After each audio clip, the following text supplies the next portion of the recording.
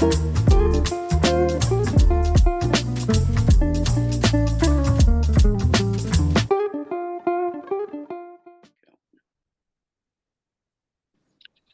hello everybody. Today we have Matt joining us from Blue Sky Properties. Matt's company focuses on property investment in the Northeast, guiding investors through acquisition and then managing the properties on an ongoing basis. Many of these properties are run on a short stay basis, which attracts high yields for clients. So Matt, thank you very much for joining us and welcome to the podcast. Thanks for having me. No problem, no problem. So you've been sent the questions ahead of time, so you're well prepped. And what we like to do is start and end with some of your funniest stories. So we'd like to start with your funniest guest story, please. This one isn't even close. This is the beer can Christmas tree. Some of our esteemed Polish builder guests left us a few years ago. Short version, we had I think there was 6 of them in this 3-bedroom house, and this is long before we had actual checks and balances in place, which is midterm cleans. And so these guys were in there 6 weeks, and when they left, it was like something off the Hangover minus the tiger in the bathroom. It was I don't think it's any exaggeration to say these guys must have just finished work and just got stuck into lager, from coming back at 5 o'clock to go into bed. We opened the door and we had to kind of push through thousands of empty beer cans. It was truly horrendous. But they'd actually left as a present. There was this kind of life-size Christmas tree replica made entirely out of Polish beer cans. That was all the more impressive for the fact that they'd stuck it together using industrial glue, so you can actually get it out the door without melting the thing. So long story short, that took us probably about an hour and a half just to get the Christmas tree out. And then probably, I dread to think how many hours to actually clean the thing. It was absolutely pitted. I mean, in their own little way, they left it, kind of, reasonable, I guess, in their eyes. But, oh my God, the place absolutely stunk. It's still seared into my brain nearly 5 years later. That's the one that immediately springs to mind. At least you got a present out of it. Is it still in the office, the Christmas tree? It's not. It ended up in the recycling bin, but I tend to roll the picture out for LinkedIn posts periodically, usually the week before Christmas, along the lines of look at what our guests left us. I wasn't smiling at the time, but these days it it still makes me laugh. Maybe one for the Christmas card as well. Definitely. Brilliant. So what we like to talk about next is sort of the background to your company, how you got into the industry, and what a normal day sort of looks like for you when you're running Blue Skies Properties. Sure. So my own background, I was an airline pilot for a very long time, still am, and I started investing in property back in around about 2010. When I was living in Hong Kong, it was prohibitively expensive to buy anything over there, so I started looking at cheap and cheerful stuff in the Northeast, which is home for me. Built a smallish portfolio, came back in 2016. By that point, I probably owned about a dozen properties, somewhere along those lines. And I kind of become acutely aware that I knew a fair bit more than what Joe Bloggs did. Around the same time, my friends were going, what about this? What about that? And I was like, no, don't touch that for any price. And, if you do buy this, pay this, look out for that. And at that point, it become apparent that there was a business in this kind of monetizing that knowledge. So I originally started sourcing properties, initially for friends and family, then for clients. Eventually you get into, do you know any good builders? Do you know any good managing agents? Well, no, not really. Or yes, I do. Okay, in that case, would you mind helping me with it? And that kind of snowballed from there, really, to the point where we had a full sourcing, refurbishment and management business. For a very long time, it was buy to let. We had a couple of service accommodation properties.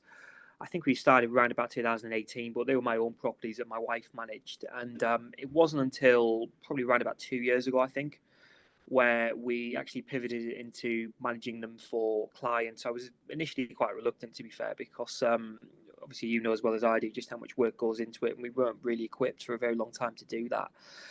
But as the landscape changed and interest rates started going up, obviously there was more demand for it, and with what's going on in Teesside as well, it's absolutely booming. So it's a good market. We pivoted quite hard into that. And not that we're huge. I think we've got 40 odd units at the minute. We're probably the same again in the pipeline. So it's been a slow burner, but it's a really good market.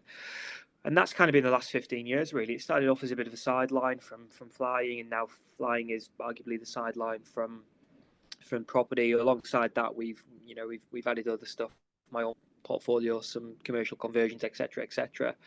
And yeah, it's tends to run all right, not without its problems, but we usually solve them. Amazing. Is flying your hobby now, or is that still a thing for you? Yeah, I still fly professionally technically, but I'm very fortunate in the fact that I do, probably 2 or 3 trips a month, which gets me out of the house for 2 or 3 days at a time. I've got 3 young kids, so it's good for a bit of Okay. a break, to be honest. My wife doesn't particularly care for that way of describing it, but it's yeah, it's decent. That's a good, yeah, it's a good excuse, I guess. Yeah.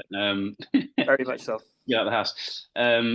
Cool. And in terms of like your day to day, then, so it sounds like you're doing long term lets and short term accommodation as well. Yep. Like, so how do you actually balance those two? And do you find the incremental workload with short stay is worth the incremental yield and return? So, short answer to that is yes, I do. As far as my actual workload, I'm kind of fortunate in the position these days where I have very little to do with the actual day to day. We've got, I'm not even sure actually. I think there's 13 people within the business and a bunch of subcontractors, obviously, as far as cleaners, etc. So we have teams that run the short stay, and we have team that obviously runs the letting side of it. Fundamentally, I built a lot of it, but these days, obviously, what you're doing is you're thinking who, not how. So we've got managers within teams, and then obviously people working with them. I set the general direction. If there's obviously issues that need resolving, or or what I perceive to be good ideas, we'll chat, we'll bat it about. They'll implement it, and then I'll kind of judge how well it's working on the basis of how many people are moaning at me at any one given point.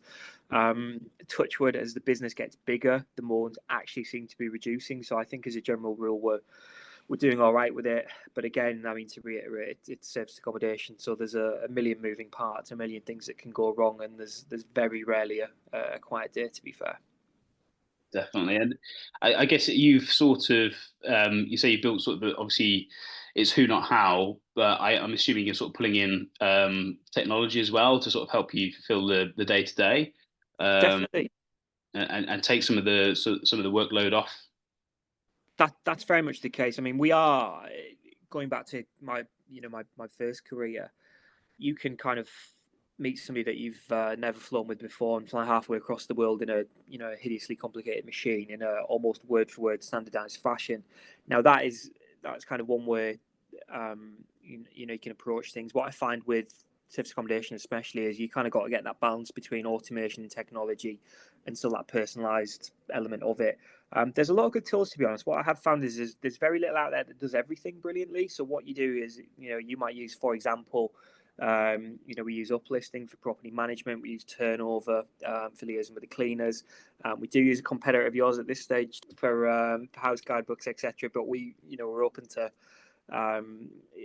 to see what fits our business best as we grow. As I said, with so many moving parts, you need to. It's not something that you can do on an Excel spreadsheet. And to be honest, I think past 1 or 2 properties, even if it was your full time job, I think you'd struggle to keep on top of the comings and goings.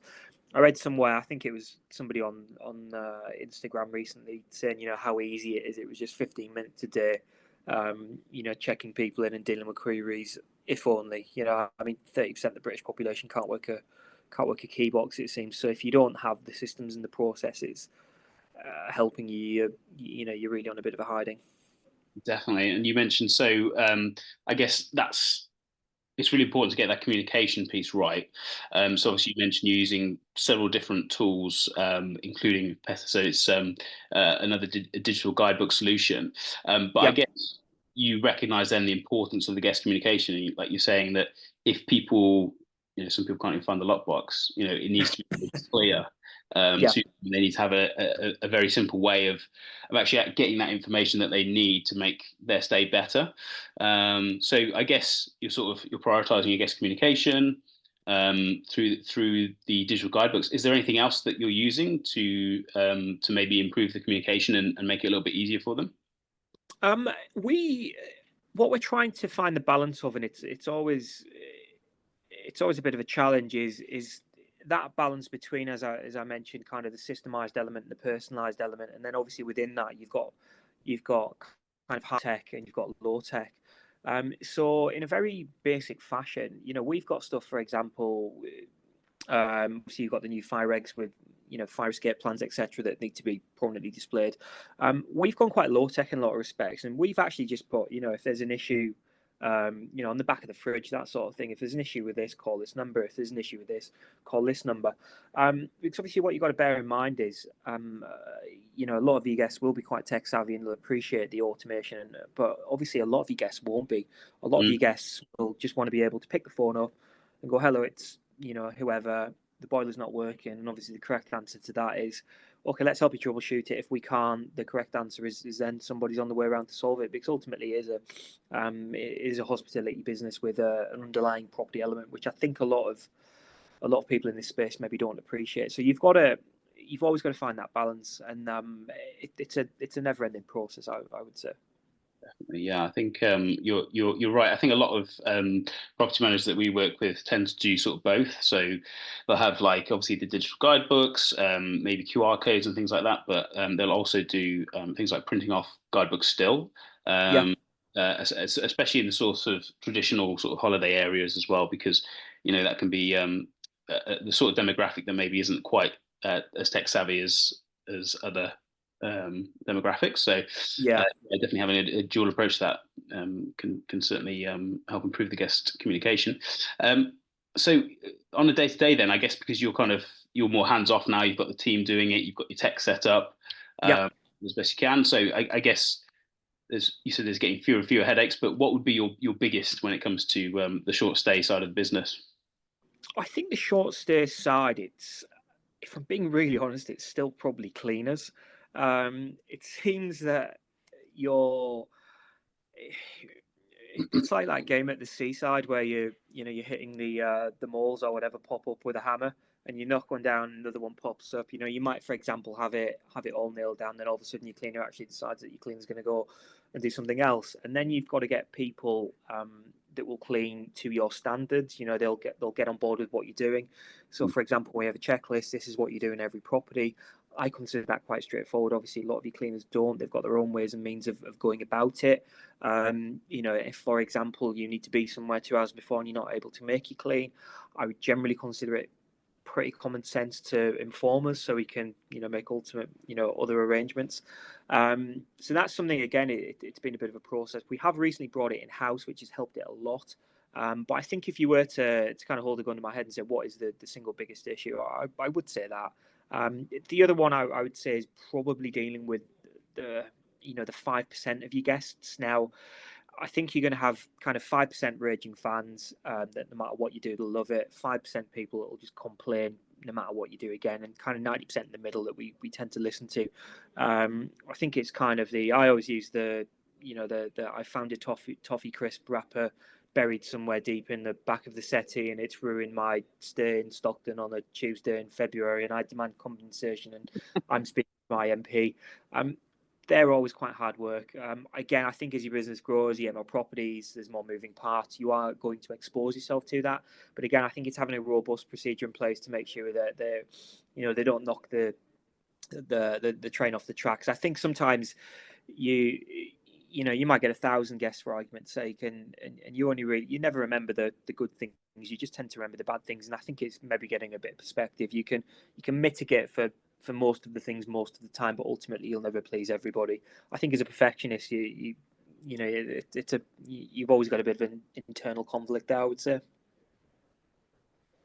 Yeah, yeah, definitely. Um, well, I mean, toffee crisp wrappers are pretty uncomfortable to sit on. To be fair, I mean, that's what that's the thing, isn't it? Yeah. I Um, do think some of our guests, I mean, in fact, I know they do. They go through the house with a fine tooth comb, and they'll just find that one little thing. And again, obviously, you want the highest possible standards, but objectively, there will always be something that's not quite right with the property. It's just obviously minimising that as far as possible. yeah, yeah, definitely. We've had a lot of good stuff there actually. But if you had to distill it down into your top three tips for short stay hosts or property managers, what would Yeah. those? So my first one sounds a very obvious one to probably a lot of people listening to this, but you wouldn't believe the amount of people that just don't get it. And the first thing I would say is that understand the business that you're running. A lot of people think they're running a property business. They're not. They're running a hospitality business. There is obviously an underlying property element. But if you compare running, for example, example, a property that is getting a lot of bookings from, for argument's sake, Airbnb, to being a landlord in a traditional sense, it is absolute apples and oranges. Some people in this industry think, for example, that if the boiler goes, my brother-in-law's a plumber, I'll get him round next Tuesday when he's finished. That it's just the wrong answer. Similarly to somebody finds something wrong with it. The correct answer is yes sir, no sir, how high sir. It just is what it is. And I think when you appreciate that, and when you have people and procedures in your business that appreciate that, you're just going to do much better than otherwise, because obviously as a business it's much easier to resell to a client that's worked with you before and understands the product and generally gets on with it, rather than constantly trying to chase new business. So obviously if you can make a good impression and have people think that you're a good operation, it makes everything a lot easier. So that's definitely the top tip. The second one I would say is kind of alluding back to what I've kind of previously hinted at. You accept that you can't please absolutely everybody all of the time. So if you're in for perfection, just understand that it's going to be hard to attain. But if you are making mistakes, you are seeing common themes, then what you want to do is you want to put a procedure in place that will prevent that. Obviously, we've talked about the cleaning. That's generally a big one. But just understand that that there will always be issues. It's just not possible to mitigate all of them because it's just too many moving parts. But if you do get a common theme, try and kind of put a lid on it and address that and move on to the next one.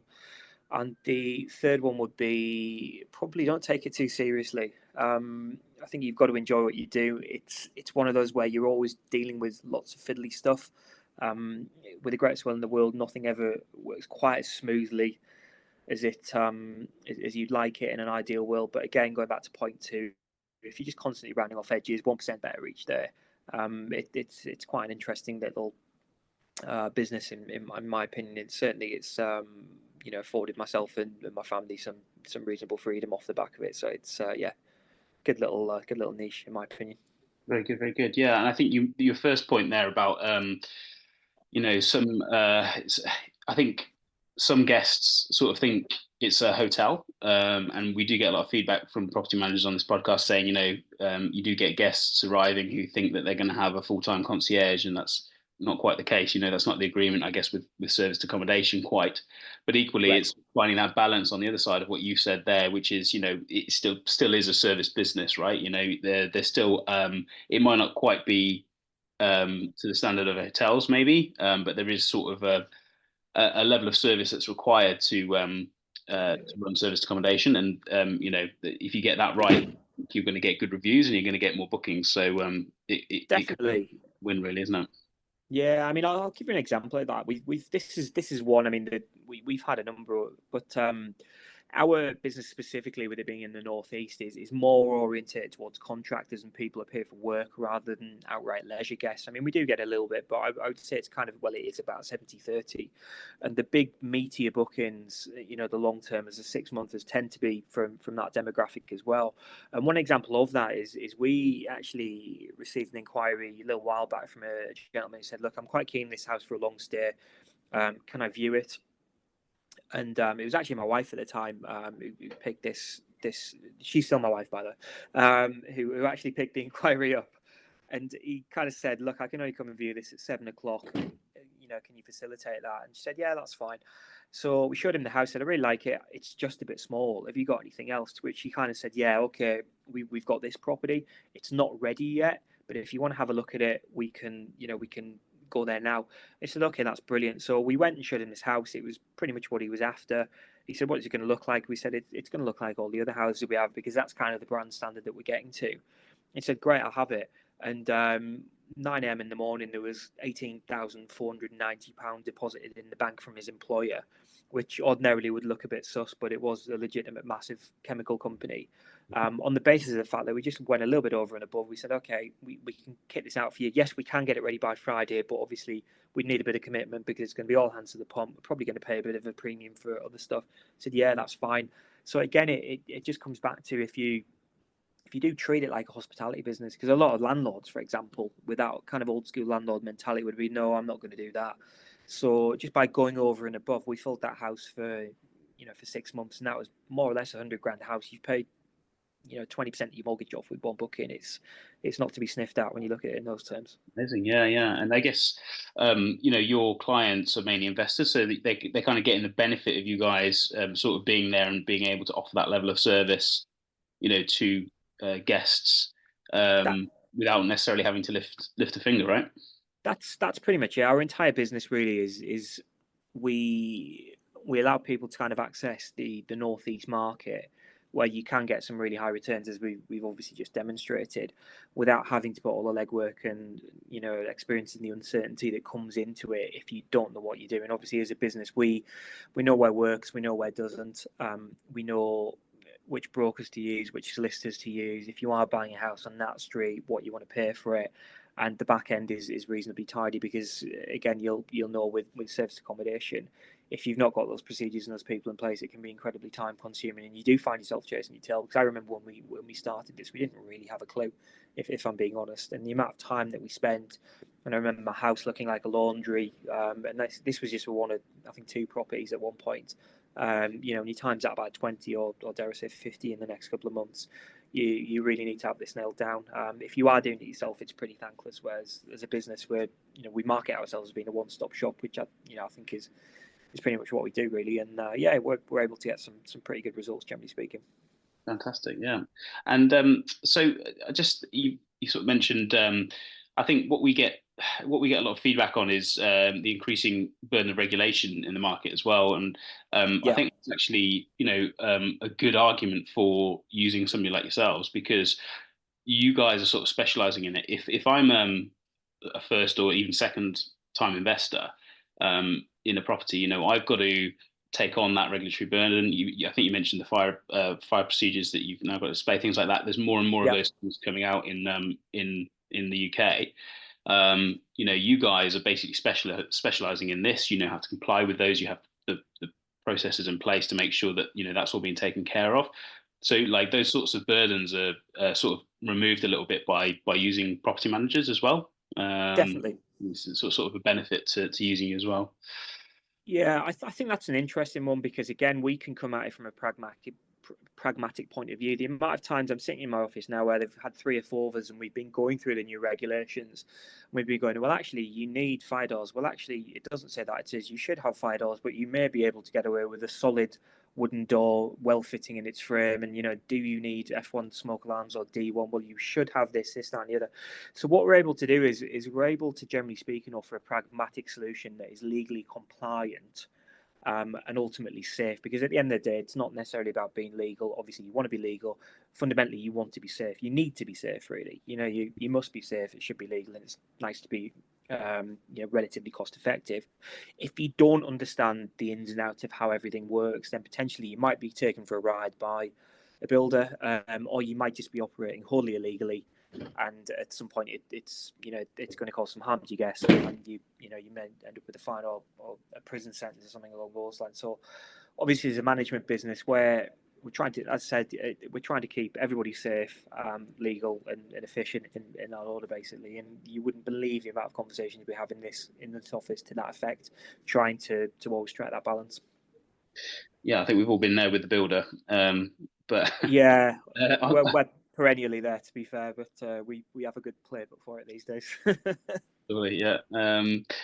So yeah, we obviously off the back of the that conversation around regulations. What's your thoughts on the state of the short-term rental market in the UK right now? It's, I think you could almost divide the short-term rental market into, I mean, certainly a good handful of smaller markets. I think obviously with the new C5 proposals, there's some potentially interesting consequences on certainly the outright holiday let markets. Again, my understanding of that is you're going to get into a situation where local authorities can kind of choose what they can enforce, what they don't want to enforce. So I think if you're in certain parts of the country, I'm not an expert on these parts, just for the record. For example, Cornwall, the Lake District, the Welsh Coast, places like that, where I think there is local political pressure to maybe start enforcing planning regulations, reduce the amounts, Article 4 direction, stuff along those lines. I think you're going to find that market's going to be, a little tighter. So if you're already in there and it's grandfathered in, for argument's sake, you you're probably not too bad, but getting into that market might be a little bit more challenging.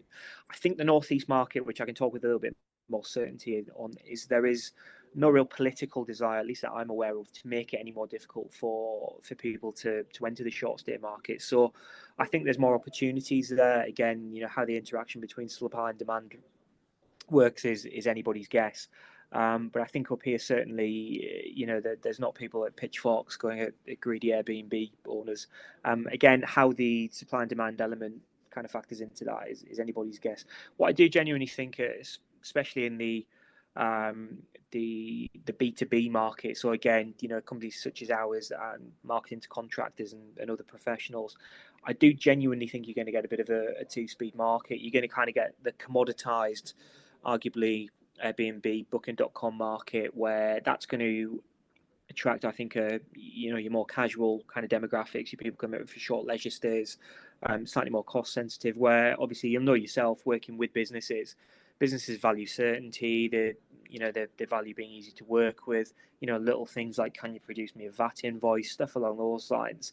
And what you'll find is obviously these properties, if you have got 3 or 4 people in them, businesses are just looking at a cost per head, and the person that's booking the accommodation for the most part, if you are easy to deal with, if you are predictable, if you do know what you're getting, you tend to find that they're not quite as price sensitive. So I think you're going to go super cheap and commoditized, and you're probably going to have this kind of area of the market where I think people are less price sensitive, and they're just going to I'm going to pay a little bit extra because I know that I'm going to get some certainty, and they're going to make my life easy. And the lads aren't going to be moaning, going, "Why did you book us? These digs are absolutely appalling."